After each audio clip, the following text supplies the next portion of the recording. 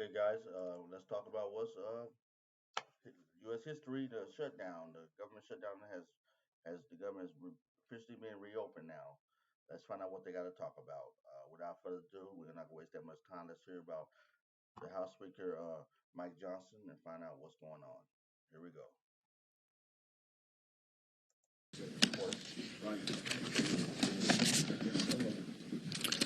Good morning, everybody. I'm very thankful to see you all this morning. I'm thankful to welcome you to what appears to be the beginning of the end of the longest government shutdown in U.S. history, as shameful as that is. I don't think it's coincidental, you know how I think, but it's after 40 days of wandering in the wilderness and making the American people suffer needlessly, some Senate Democrats finally have stepped forward to end the pain. It appears to us this morning that our long national nightmare is finally coming to an end, and we're grateful for that. At least some Democrats now finally appear ready to do what Republicans and President Trump and millions of hardworking American people have been asking them to do for weeks. But as we said from the beginning, the people's government cannot be held hostage to further anyone's political agenda. That was never right. And shutting down the government never produces anything. It never has, if you study history. And so here we are. I want to remind everybody this morning of another critical point that you've heard me here repeat over and over the last several weeks.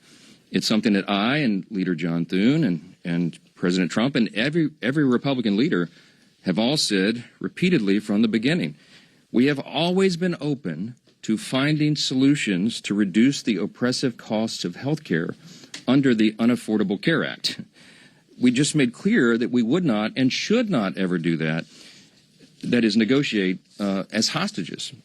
And I've also reminded you here every morning at this press conference throughout the shutdown, Republicans have not just been talking about reducing costs and fraud and abuse in so many areas and in health care. We've been actually passing new laws to accomplish that urgent mission for the people, and we will continue to do so. So here's where we are by way of schedule, just so you know, you're following. And if you're not at home, if you're waking up to this good news this morning, the Senate's vote late last night of 60 to 40 opens the door now. The Senate is moving forward on an amended House CR, a continuing resolution, that will reopen the government until January 30th. Added to that are provisions to fully fund SNAP provisions through the end of the next fiscal year, which is September 2026. Guaranteed back pay for all federal workers who have been made to endure these hardships over the last several weeks. And it also includes passage of 3 appropriations bills, which we're grateful to be moving through the process. That is the Military Construction Veterans Affairs bill, it's the Agriculture bill, and the Legislative Branch bill. The Senate will be back in session this morning to finish their job, and we're certainly praying that they do. They'll need unanimous consent from all senators to fast-track their final vote. As you know, there are some procedural hurdles that one or more could throw in the way, but we certainly hope that they won't do that because so many people across this country are desperate for the government to reopen.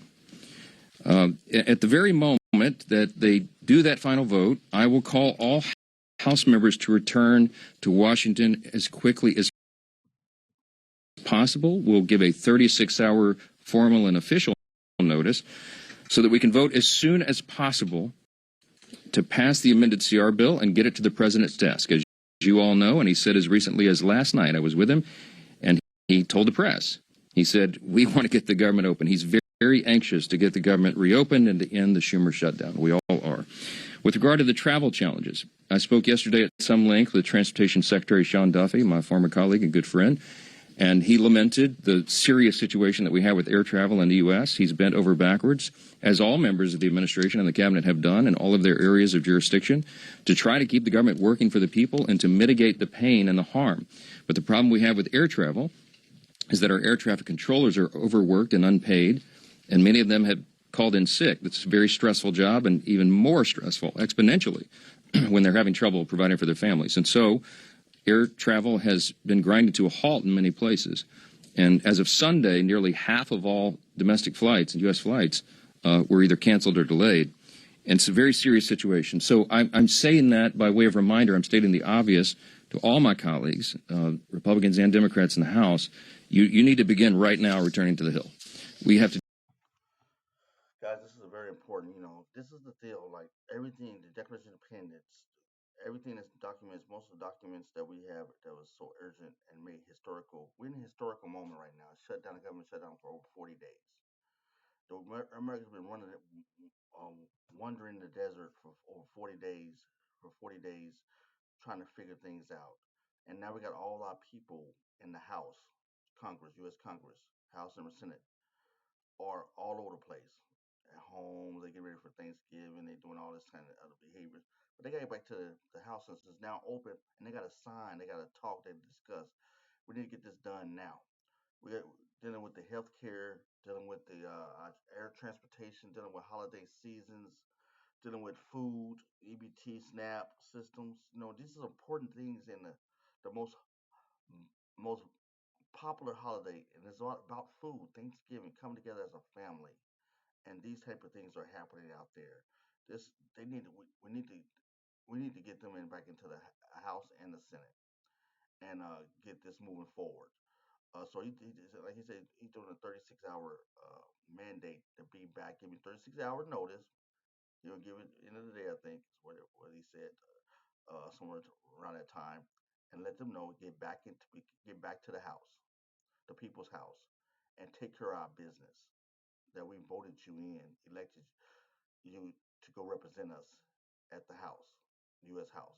Get back there in D.C. and take care of this matter. That's very important for the American people. So this is very important. Three areas: healthcare, air transportation, and food. EBT. These are mandatory things that's needed. We got elderly, we got children, we got families that need to be seen. Americans have to fly. There's a multitude of flights being canceled. Airports are getting oversaturated with populated with people that's trying to go. People are being delayed hours. People got everybody can't afford what other people can. So there's a lot of desperate situations at airports across the American landscape. So we need you guys back in the U.S. House and handle the American business. Please get back. Without further ado, if you agree, if you don't agree, leave a comment down below, like, notify. I'd like to hear from you.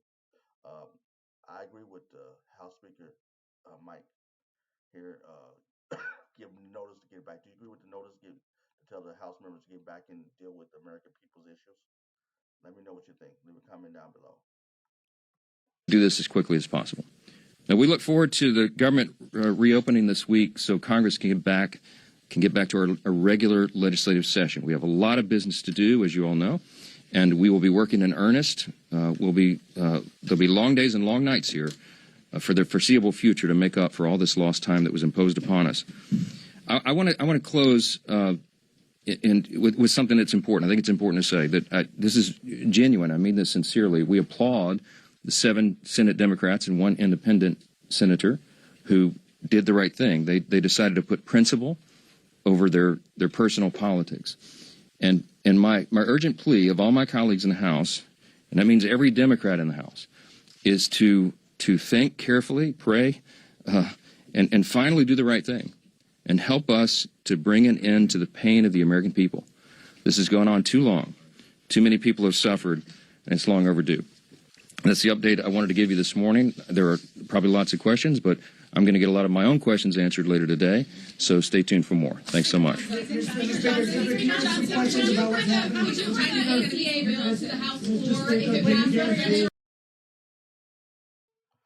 we guys know what happened here.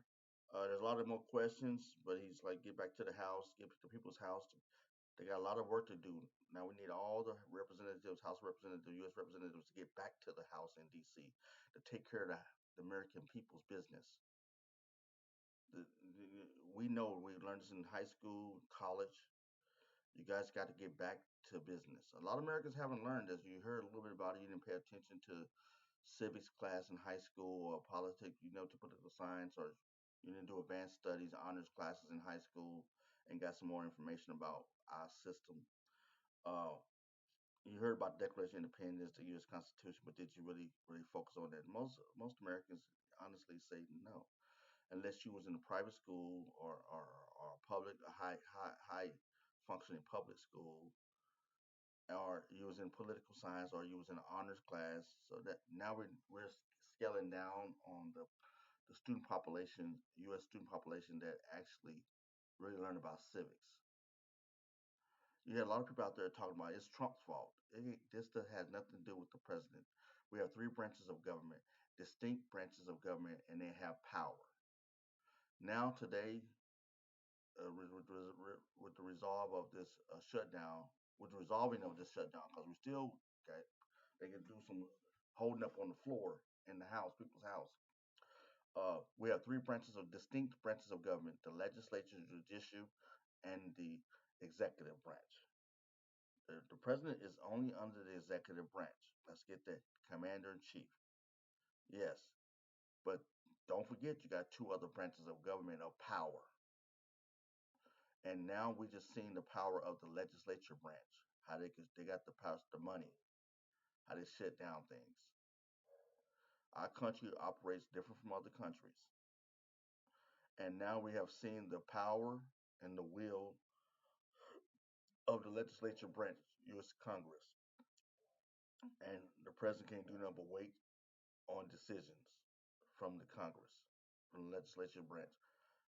Quit blaming something if you don't know about it. Ask somebody that's informed, educated, that can break it down to you, let you know the difference and what's happening in American society and the U.S. government and domestically inside with the American people's business and where it's being transpired and taking place at, and who is empowered to deal with whatever situation we're dealing with. Man, many times it is the executive, but it's not the executive every time. He has a final say in certain things, but can he make decisions? No. We have a president that's doing it the right way. He is not overstepping his bounds. He is letting the powers at work. This last administration was overstepping certain bounds in certain situations that's been put out there and that's being recorrected. And now you have to learn, like, well, they did it this last. I heard people say, you did it last. Biden did it. No, there were some things that we realized Biden didn't even know was going place, didn't was taking place that he didn't even know about, and he didn't agree with. So there's a lot of stuff that he even said he don't recall certain things. So there's things that was doing that was out without his notice. So someone was doing something, and Biden was an elderly man. He had mental deficiencies that was happening. So there was a lot of things going on behind the last administration. Now we got a administration that's operating that efficient and by the system more.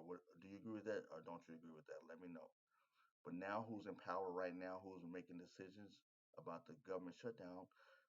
Is making a major decision is the House, the Congress, the U.S., the Senate, the U.S. Congress. Everything's in their hands now. Now we're seeing the power of the U.S. Congress on full display. And the House Speaker, just let us know what's going on. So without further ado, leave a comment down below. Let me know what you think. I'd like to know. This was a good informational. We're moving in the right direction. Uh, so we need to talk. The American people need to talk now. Our next move, we're gonna have a good Thanksgiving. I'm glad this happened before Thanksgiving. We got people that can go get food now. You can have your Thanksgiving with your family.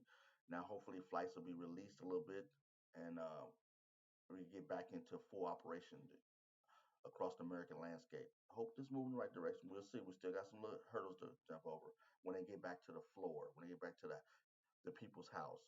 Let's find out what's going on. Leave a comment, subscribe down below. This was a good one.